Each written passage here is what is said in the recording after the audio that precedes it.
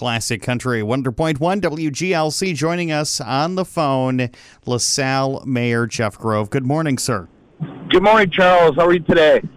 Doing good. Hopefully everybody is doing better than yesterday after the fire and explosions and mayhem there at Carus Chemical.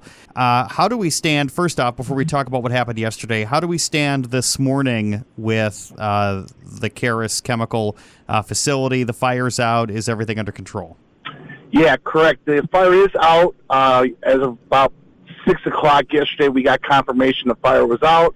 We were talking with our fire chief and other MABIS, or basically a shared group that helps share fire resources. And we had two groups come from outside the area last night, which we're very thankful for, that manned our station last night so that our guys could get some rest. And then also to be at the scene in case of any hot spots that came up overnight. But as far as I was told today, nothing came up last night.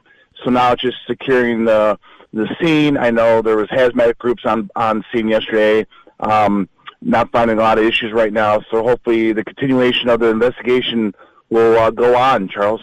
Well, and let's talk about the fact that a fire of any size and scale, this big, is always difficult to battle. But this being a hazmat situation and adjacent to a residential neighborhood definitely complicated things. I know plenty of residents in the area have questions about what was in the smoke that was launched into the air. And I know they've put the hotline number out there, but what answers can you give residents as to what was in the air and what they may find on and around their property? Yeah, that's the big question, right? And fortunately, a lot of times we couldn't get any information out, so we actually had confirmation from the Carus group on what was that chemical that was actually, as we saw on some people's cars, patio furniture, citing what that product was. I know number one goal is to get everybody out of the building. Carus did that, and we're very thankful that nobody was killed or injured. Same with our firefighters. But then we had to look at, okay, what's the secondary effect here with this stuff in the air? And it's either pink or green granule. It's potassium mandorate. It's basically something we use in drinking water in all the world. It helps our drinking water get cleaner. But in the form it is on, it will leave stains. If it gets on your skin, it might burn a little bit. They made it sound like if it gets in your skin, you can just wash it off with soap and water. It shouldn't do anything health-wise to you, but maybe some discomfort. But we had a Carus Chemical rep yesterday at our 4 o'clock news break, and like I said, it was actually good news. I mean, nobody wants to see that stuff on their property. They gave the hotline so that people could call the hotline on how to take care of it. Don't know as far as if Carus is going to send people out to actually help with that cleanup. But again, unfortunately, that's something that we can't control as far as the city.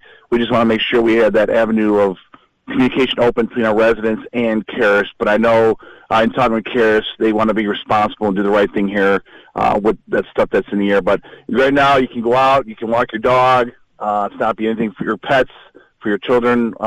We want to make sure yesterday with the schools, kept them a little bit longer just to make sure there was nothing in the air that could affect people outside. We did the shelter in place. But again, after getting the green light from Carus and the officials there that it was not a health hazard, that we were able to basically raise the shelter in place. And also we did that to still give some room around the Carus mansion, the Carus plant, so nobody went there and kind of was observing too much where it got in the way of our firefighters. The fire departments did a great job, obviously, getting this thing under control and trying to keep everything wrapped up there. A lot of water was poured in this blaze, and that water had to go somewhere. What efforts were being done to try to keep that water runoff from leaving the Carus property? Yeah, that's a great question. And the EPA kind of talked about it yesterday. They were monitoring the Little Vermilion River there, and obviously our storm sewers, anything that goes directly to the Little Vermilion River. Also air quality, if there was anything there that was dangerous. And as I pointed out, fortunately there's no issue there. What's nice about the Carus Chemical property, they have holding tanks basically in the ground. That was one thing to talk about last night, was how much more room in case something happened overnight, a hot spot where we had to put more water on that. Would anything, affect that holding tanks to go above and beyond and then start spilling over?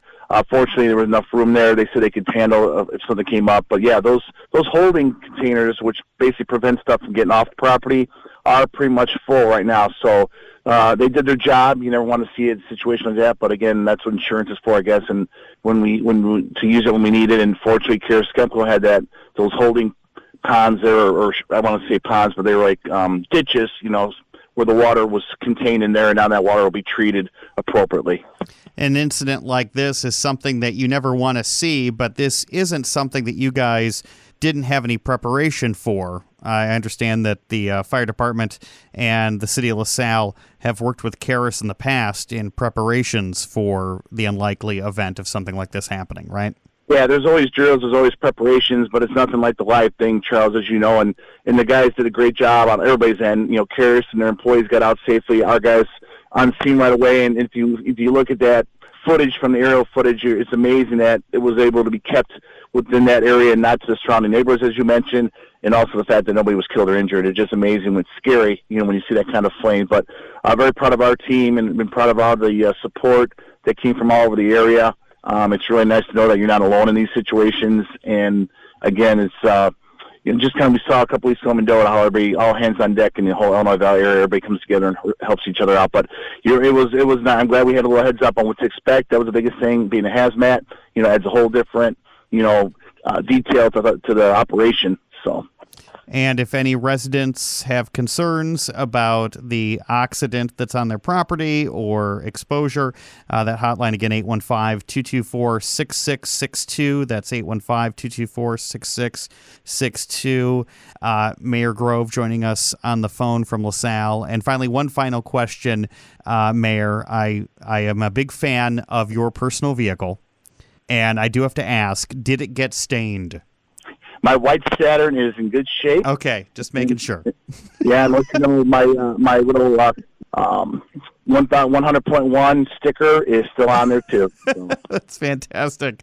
Thank you so much for joining us, Mayor. You have a great day and hopefully less exciting than yesterday. Yeah, I hope a little more boring. And thanks again for letting us get a chance to get the word out to our residents and everybody involved. We're very thankful and very appreciative and glad everybody's hopefully has a good day today. But everybody went home to their family safe last night, and that was number one priority. Thank you. Thank you so much. It's Classic Country 100.1 WGLC.